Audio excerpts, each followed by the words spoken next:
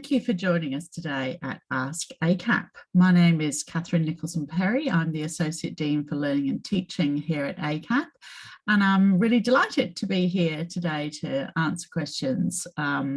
Just before we go any further, I'd just like to acknowledge the traditional owners of the land that I'm coming to you from here today. That's the Eora Nation. I'm based in Sydney. And I'd like to pay my respects to any First Nations people here on the call anywhere around the country.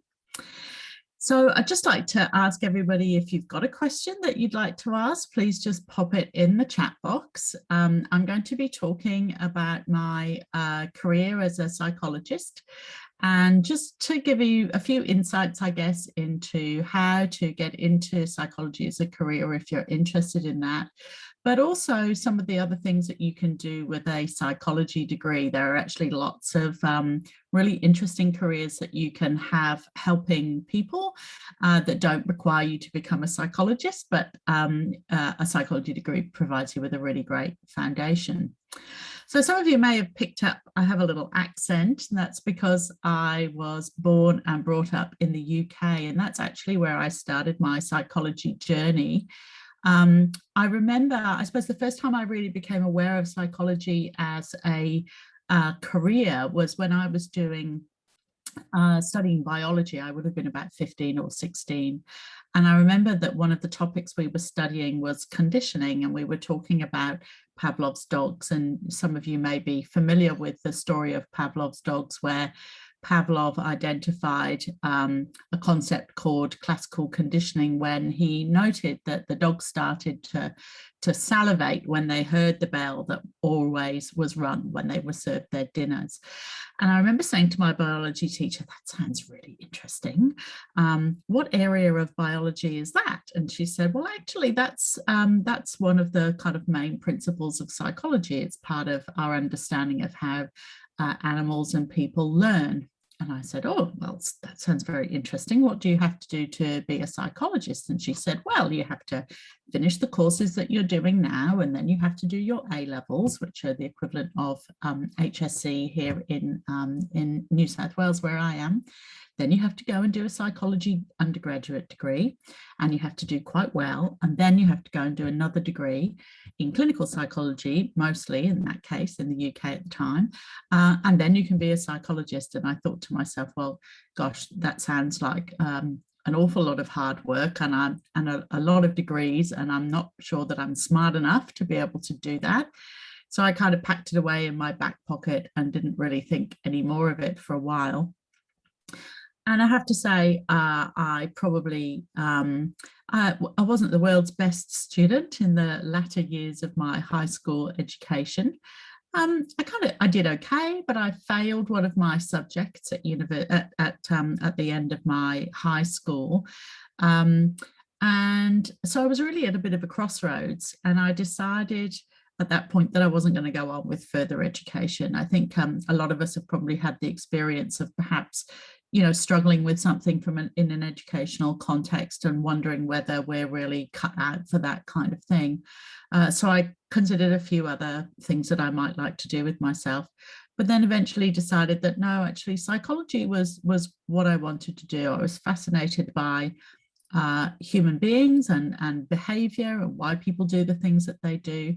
And to be honest, I was also really interested in learning more about myself and my own kind of psychology, which is one of the lovely things about studying psychology. It gives you the opportunity to think about yourself as well, and some of how you've learned the things that you've learned and your behaviors, etc. So I decided at that point that I would go and redo the course that I had failed, and I got through and I passed, and that was me. I was kind of off and flying then. So I did my undergraduate degree in Cardiff in Wales in the UK, and it was actually a qualification in applied psychology. There weren't many of them around in those days, so it's kind of fun that I'm where I am now. I feel like I've come back to my roots here at the College of Applied Psychology.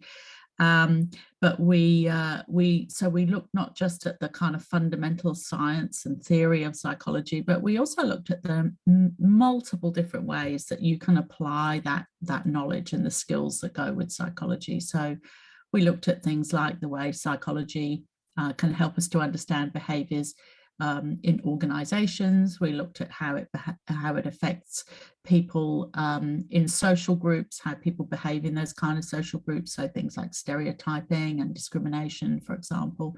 We also looked at things like how you can use psychology to help us understand elements of criminal behavior and also responses to crime. So things like bystander apathy and eyewitness testimony. And it was just, I found it absolutely fascinating. And really, I mean, that's 30 years ago now. I know it's hard to believe, but it is. It's more than 30 years ago that I finished my undergraduate degree in psychology. And I have never lost my passion for it and my interest in it. And the field has changed just exponentially over those years, but there's always something new to find out, always some new layer of understanding the mind and our behavior that comes to light.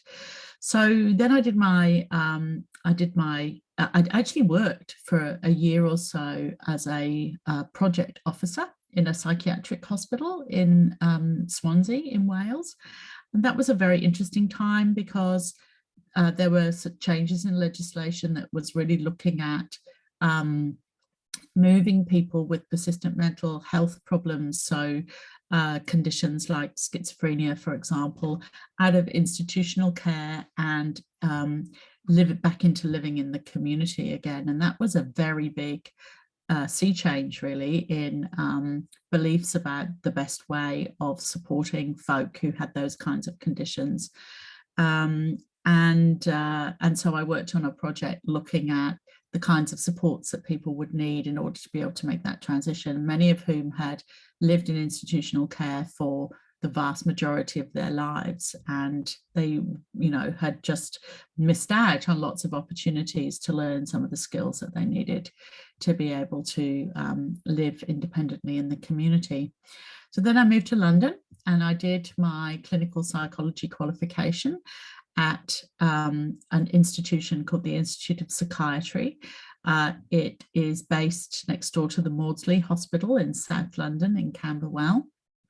And the Maudsley Hospital is a specialist hospital, also serves large parts of the South London community from a mental health point of view.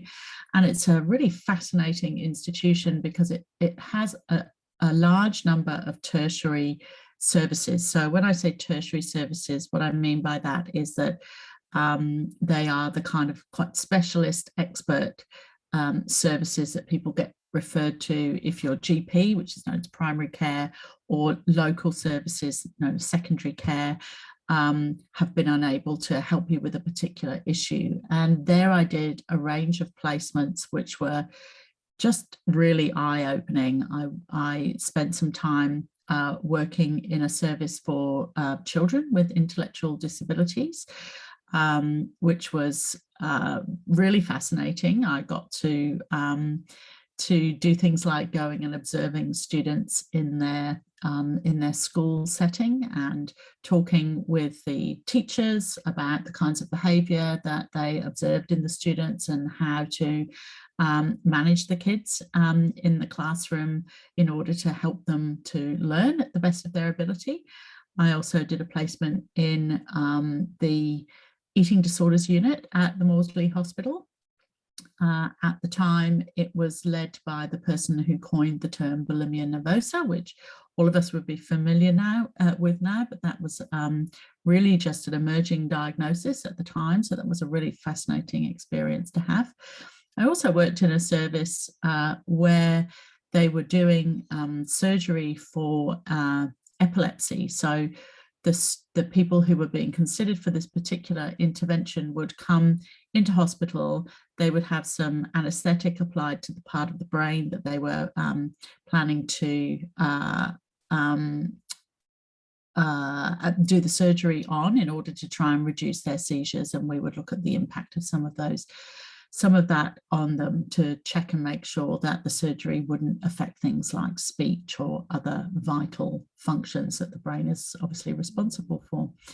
And my final placement, which was what really I guess lit the fire for the rest of my career, was doing a placement in an HIV and AIDS mental health team. So this was in the early 90s. It was before any of the triple therapy medications that subsequently really revolutionized the care of HIV and AIDS were available. And a bit like the situation now with COVID-19, we had wards full of people in the hospital that I was working in, full of people with AIDS, and very many of our patients died. It was a very challenging time, but it was a very committed group of staff who really pulled together and supported each other. So, and that really, it taught me a lot about, I guess, the role of society and politics in the well-being of people, and how that can really affect their experience of health problems, for example. So we saw a lot of people who had developed additional mental health problems because of the discrimination, for example, that they experienced as a result of having a stigmatized condition, as it was at the time. So that really set me on a trajectory. I became very interested in people who had medical conditions and some of the challenges that went with that. And I spent the rest of my career as a clinical psychologist really working in those areas. Over the next 20 years or so, I worked in pain management services. I worked in cancer services, both in the UK and Australia.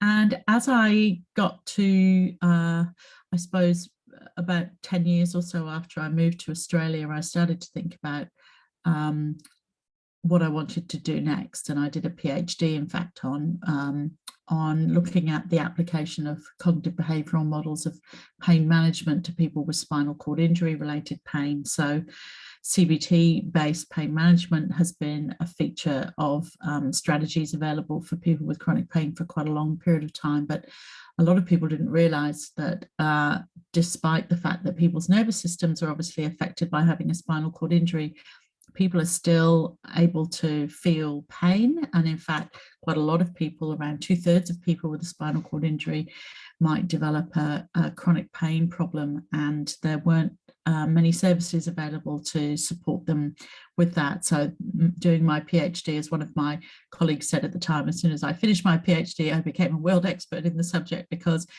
it was a very under-researched area at that time. So that was a very, very exciting time to be involved in that. And then subsequently, I've switched across to a career in education, and I'm very passionate about preparing another generation of psychologists, but also now in my role at ACAP, social workers and counsellors, people who work in criminology and other related spaces. It's a very exciting area, and it's an area where there's a massive need for graduates who are well prepared to work with lots of different types of populations in lots of different settings, drawing from a well-established evidence base to be able to serve our community. So that's a really lovely thing to be part of. So anyway, I would love to hear from you if you have any questions for me. So I can see we've got a question here which says, "Hi Kathryn, so inspiring. What is the thing you wished you knew before," sorry, just missed the scroll there, "before studying psychology?" That's a really excellent question. I guess a couple of things kind of come to mind.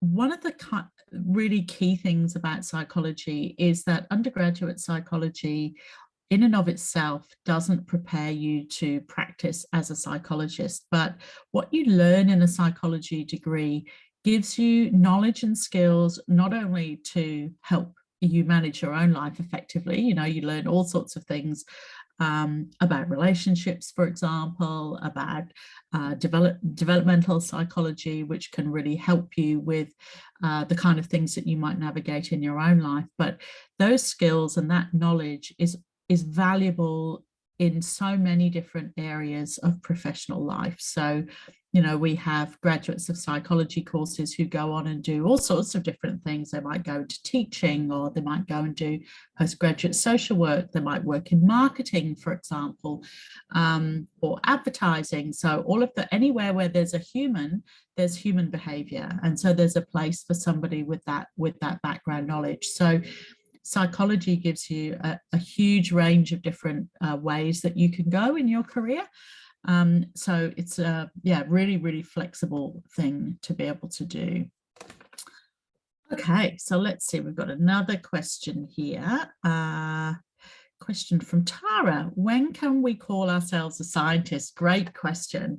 I actually really love the term psychological scientist as a way of understanding who you are when you graduate from an undergraduate psychology degree. So psychology in Australia is taught as a science. So you learn about the process of science and research methods and how we understand the development of new knowledge in a scientific discipline. So we would hope that you would learn some of those basic principles of science that apply across the board, as well as some of the more specific principles that apply to psychology. And you're certainly very much encouraged to consider yourself a psychological scientist when you are completing a psychology degree. So great question. Thank you so much for that one. Okay, we've got another question from Nina, who says, hi, Kathryn, thank you for sharing your journey. What areas of clinical work did you enjoy most? Great question, Nina. So look, they were all fantastic. One thing I did discover was I probably wasn't cut out to work with children. So there are so many stakeholders that you've got to consider when you're working with children. You know, you've got parents, you've got teachers. It's a very big system. And so there's lots to consider there. And I found that a bit challenging to navigate. So as I mentioned before, I really enjoyed working with people who had medical conditions of one sort or another. That was just fascinating to me, the interaction between the body and the mind and behavior, and trying to help people make sense of what was happening to them, and also to really help them to understand how to engage with the various different professionals that they were working with, so that they got what they needed in the way of support. So even just little things like planning the kinds of questions to ask if you if you were going to see a medical professional and you wanted to get some insight into something in particular. The other area I really enjoyed actually was another one of the placements that I did was in what was then called a sexual and marital therapy clinic. I don't think you'd come across something called that these days. And that was a really extraordinary experience as well. I learned a great deal there about kind of systemic methods and understandings of people in their context, in their partnership relationships, and just how the interaction between those members of a couple is so important to helping understand what is happening for them. So I've got another question here. And this is from Rob. Hi, Rob. Hi, Kathryn. What would you say the difference is between a psychologist and a counsellor? Now, isn't this just a question that often comes up, in fact? And another one I often hear is, what's the difference between a psychologist and a psychiatrist? So I might just tackle all of those different ones. So I guess all three of those professions may end up focusing on mental health. So there are lots of counsellors who work in the mental health space. There are lots of psychologists who work in the mental health space. Psychiatrists work in the mental health space. However, they all come from somewhat different disciplines with different approaches, and they're part of they have somewhat different kind of cultures associated with them, if you like. So psychiatrists are medical doctors who have trained specially in the area of mental health, and that's the route that they go through.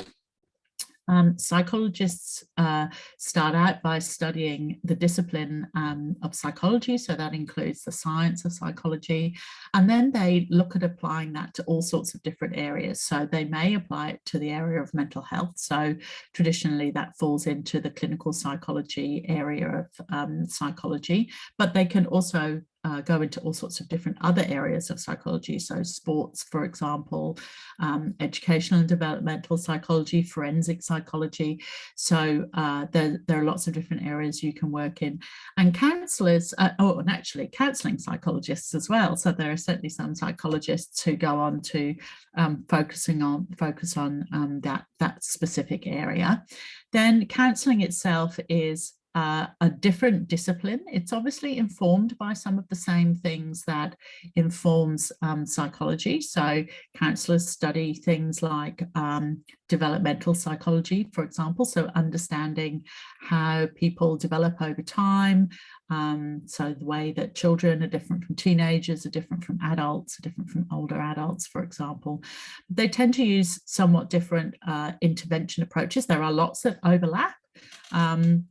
For example, some of the person-centered approaches that counsellors might use are commonly used by other mental health professionals, including psychologists. Counsellors' work, though, often, I think one of the things that is really lovely about counselling work is that they are not focused on that kind of psychopathological approach to people. So they're applying their skills very broadly to all sorts of life experiences that people might have, whereas often I think in the area of clinical psychology in particular, people are focused on treating specific mental health problems. So counsellors can cover things like careers counselling, for example, developing ideas around vocation and what you might like to do from there. Okay, I've got another question that's come in here. A question for, hang on a second. An anonymous question. What's your advice to someone wanting to peruse their dreams and study psychology?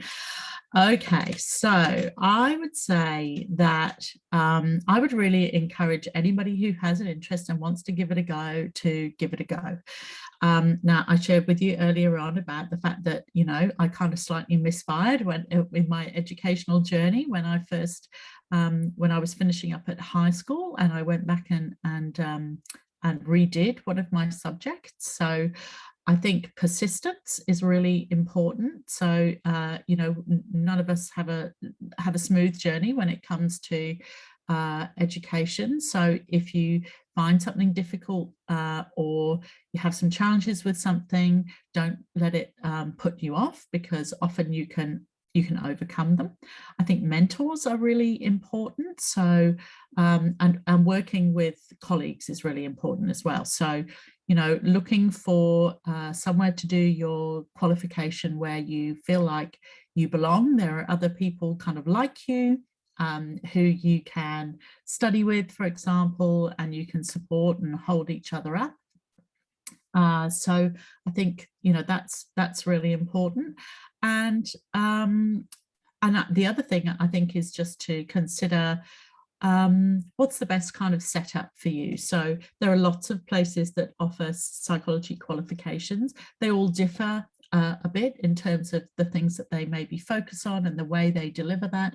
And I think understanding you as a learner and the kinds of environments that you learn best in is really important, so that you can make a good choice about the kind of institution that you want to do your psychology qualification in. So I hope you do decide to pursue it, and good luck with that. Now we have another question. Oh, okay, this is an interesting one. Oh, this might be something that I might need to come back to you on, Tara. This relates to addictive behaviours, which is not something that I've worked in at all, really, over the course of my career, but it is a really important area. So Tara's question, just for the record, is within your work, what has been your experience with the connection of the vagus nerve and how it interacts with a person's mesolimbic pathway, for example, the impact of peripheral nervous system and addictive behaviors? So Tara, I don't feel that I'm really in a position to be able to answer that one for you. I'm so sorry, or certainly not off the cuff. But if you'd like to drop us a message, we will, with someone that we can contact you, I will get an answer for you and come back to you. So I hope that sounds okay. We've got another question here from Anonymous. Is it hard to get a job as a psychologist? That's a really interesting question.